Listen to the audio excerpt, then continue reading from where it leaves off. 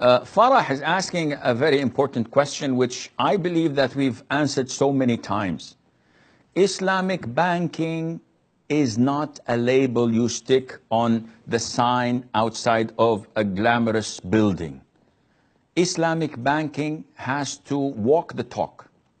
So nowadays, if we go to the Gulf area, we will find a lot of so-called Islamic bankings. And if you go inside and you deal with them, you find that there's nothing Islamic in what they do.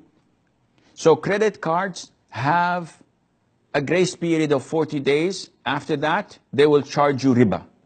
You go to Islamic bank and say, hey, we have this beautiful Islamic credit card. MashaAllah, tabarakallah. How does it work? It's in the same fashion. 40 days.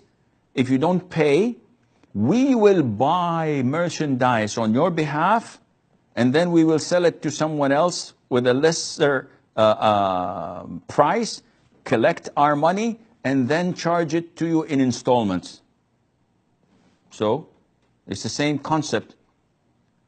How do you buy things? You see, when we issue you the credit card, you have to sign on 2 contracts. One of them stating that if I ever defaulted in my payments beyond the grace period, that I authorize the bank to buy goods in the same amount. And then another contract, I authorize the bank to sell the goods somewhere else, the same amount or different amount, and they charge it to me in installments. I didn't see any goods, and I did not buy any goods, and I did not sell any goods. All of this is bogus. But the vast majority of Islamic banks deal with this. And there are so many different ways of doing it. And this is totally prohibited. What they're doing is un-Islamic.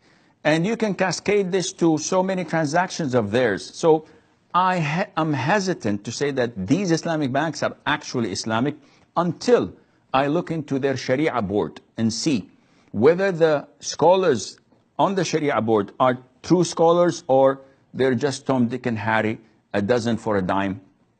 Secondly, I have to see if these real scholars implement what they issue of Islamic fatwas on the transactions of the bank, or it's just on paper and there's no committee doing it.